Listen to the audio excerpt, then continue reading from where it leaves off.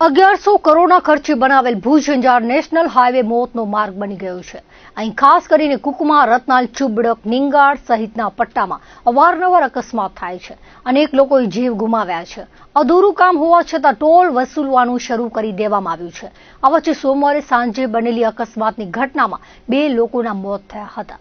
GK general હોસ્પિટલમાંથી જાણવા મળતી વિગતો મુજબ ભુજમાં રહેતો ચાકી પરિવાર લગ્ન પ્રસંગે સિનોગરા ગયો હતો।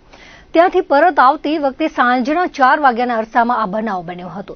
તેમની ઓરા ગાડી ડિવાઈડરમાં ભટકાતા પલટી મારી ગઈ હતી, જેમાં 2 મહિલાના મોત થયા હતા। હોસ્પિટલ ચોકીએથી મળેલી માહિતી મુજબ આ બનાવમાં 60 વર્ષીય યાસ્મીન ઇસ્માઇલ ચાકી અને 21 વર્ષીય સિફાબેન રમજુભાઈ ચાકીનું ગંભીર ઇજાઓના કારણે મોત થયું હતું।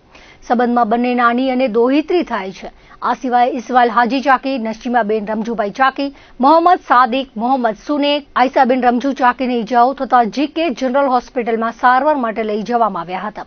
બનાવને પગલે જીકે જનરલ હોસ્પિટલમાં પરિવારના સભ્યો એકત્ર થયા હતા। આ બનાવથી અરેરાટી ફેલાઈ જવા પામી હતી। અંજાર નેશનલ હાઈવે પર રતનાલ નિંગાળ ચોકડી પર રવિવારે અકસ્માત થયો હતો, જેમાં રતનાલ ગામના આશાસ્પદ યુવાનનું મોત થયું હતું। આ બનાવમાં વિવેક વાઘજીભાઈ છાંગાનું મોત થયું હતું, જ્યારે જયનારાયણભાઈ છાંગાને ઇજાઓ થતા સારવાર માટે લઈ જવામાં આવ્યા હતા। યુવાન ઇનોવા કાર લઈને જતો હતો ત્યારે અકસ્માત નડ્યો હતો। આશાસ્પદ યુવાનના મોતથી ગામમાં અરેરાટી ફેલાઈ જવા પામી હતી। બનાવ અંગે પદ્ધર પોલીસને જાણ કરવામાં આવી હતી।